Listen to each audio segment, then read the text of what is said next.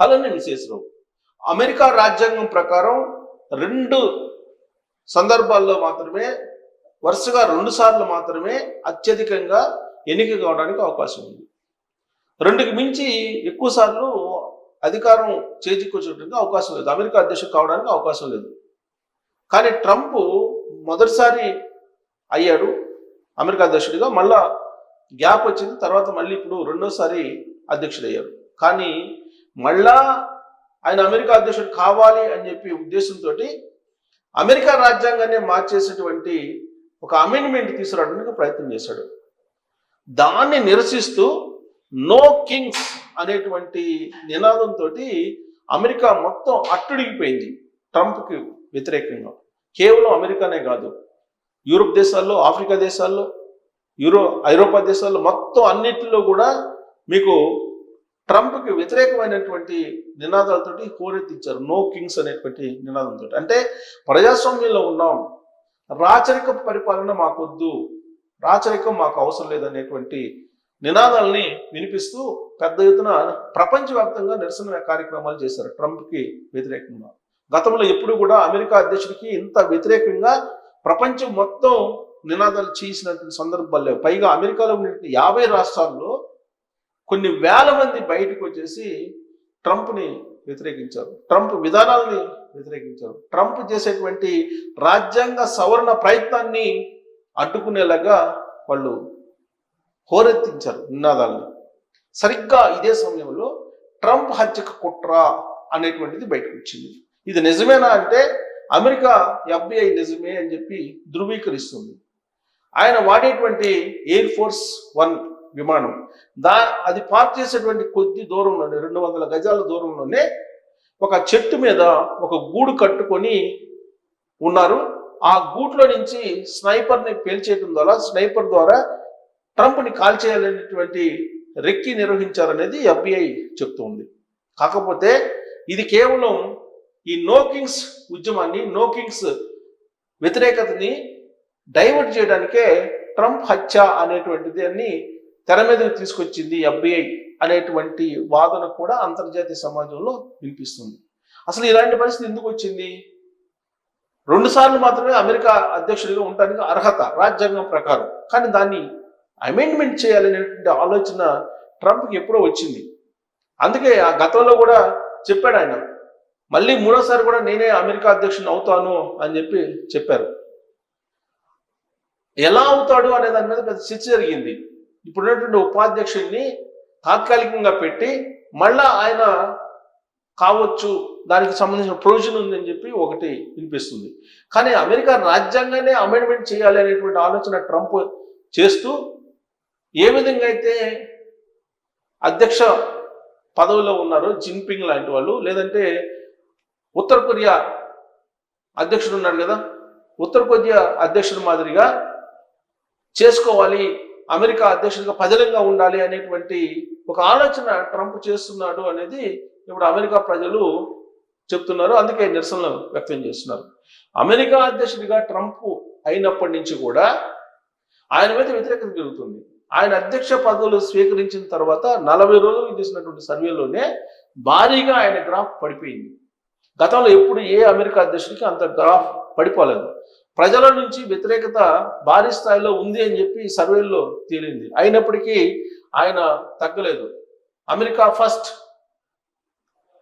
Make America great again, ఇదే నినాదాలతోటి ఆయన వెళ్తూ ఉన్నాడు. దాంట్లో భాగంగా స్నేహపూర్వకంగా ఉండేటువంటి భారతదేశాన్ని దూరం చేసుకున్నాడు, అలాగే చైనాని దూరం చేసుకున్నాడు.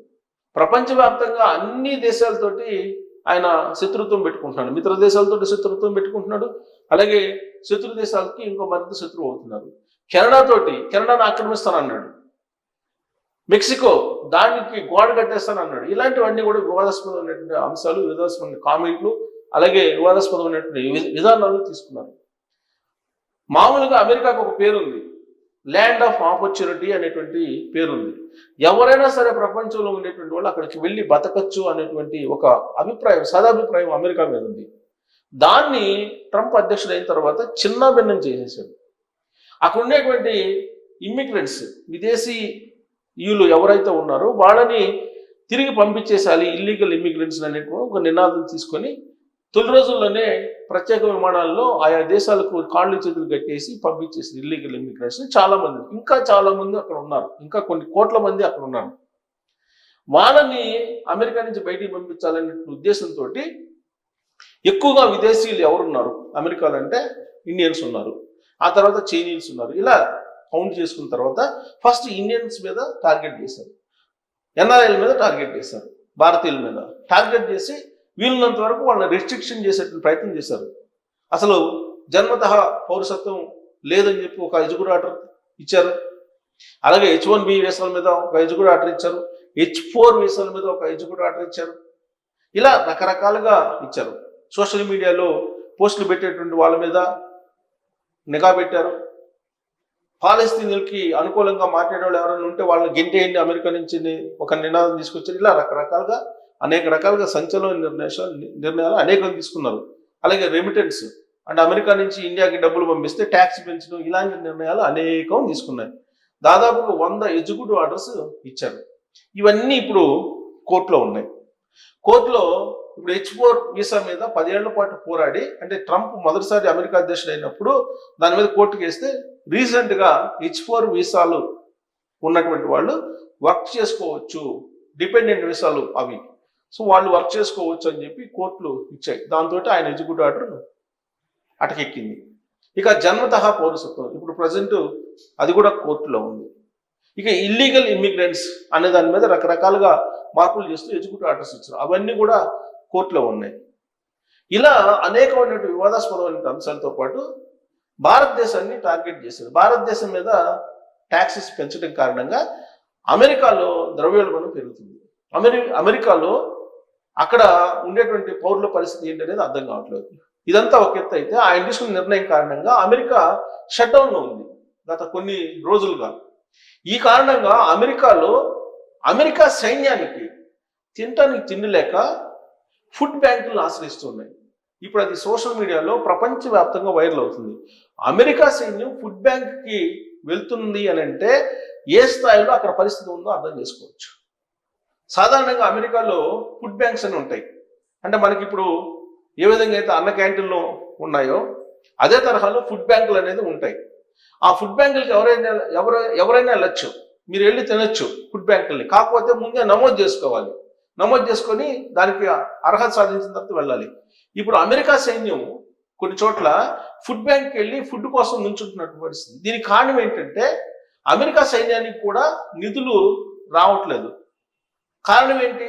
షట్డౌన్లో ఉంది అమెరికా. అమెరికా షట్డౌన్లో ఎందుకు ఉంది అని అంటే 4 లక్షల మంది ఎంప్లాయీస్ని, ఫెడరల్ ఎంప్లాయీస్ని బయటకు పంపించేసేయాలనే నిర్ణయం తీసుకొని కొంతమందిని బయటకు పంపించేశారు. అమెరికా షట్డౌన్ అయింది. షట్డౌన్ అయినటువంటి క్రమంలో అమెరికా సైన్యమే ఇవాళ ఫుడ్ బ్యాంకులకు వచ్చేసి తిండి పెట్టండి అని చెప్పి అడుక్కునేటువంటి పరిస్థితికి ట్రంప్ ఆ దేశాన్ని తీసుకొచ్చాడు. దీంతో అక్కడ ఉన్నటువంటి ప్రజలు తిరగబడుతూ అల్లకొల్లం అయిపోతుంది. అమెరికా మొత్తం అల్లకొల్లం అయిపోతుంది ట్రంప్ని వ్యతిరేకిస్తూ. ప్రపంచం మొత్తం కూడా అక్కడ ఉన్నటువంటి ప్రజల నిరసనలకి మద్దతు పలుకుతూ ఉన్నారు. ఆయా దేశాల్లో ఉన్నటువంటి అమెరికన్ ఎంబసీ కార్యాలయాలు ఎదుటి కూడా నిరసన కార్యక్రమాలు చేస్తున్నారు ట్రంప్కి వ్యతిరేకంగా. అంటే ఏ స్థాయిలో ప్రపంచవ్యాప్తంగా ఆయన మీద వ్యతిరేకంగా ఉంది అనే దానికి నిదర్శనం. మరి అమెరికా సైన్యాన్ని అడుక్కునే స్థాయికి తీసుకొచ్చాడంటే ట్రంప్ ఎంత అనాలోచితమైన నిర్ణయాలు తీసుకొని ఉండాలి ఇతను అనేది మీరు ఆలోచించవచ్చు. మరి ఇప్పుడు ఈ షట్డౌన్ ఇలానే కొనసాగితే అమెరికా కంప్లీట్గా మునిగిపోవడానికి ఛాన్సెస్ ఉన్నాయని ఆర్థికవేత్తలు చెప్తున్నారు. మరి ఇలాంటి పరిస్థితి మీద నో కింగ్స్, అలాగే అమెరికా సైన్యం ఫుడ్ బ్యాంకులకు రావడం, ఇలాంటి పరిణామాలను చూస్తే మీకు అమెరికా మీద ఎలాంటి అభిప్రాయం కలుగుతుంది, అలాగే ట్రంప్ మీద ఎలాంటి ఒపీనియన్ మీకుంది అనే దాని మీద కామెంట్ చేయొచ్చు. Thank you.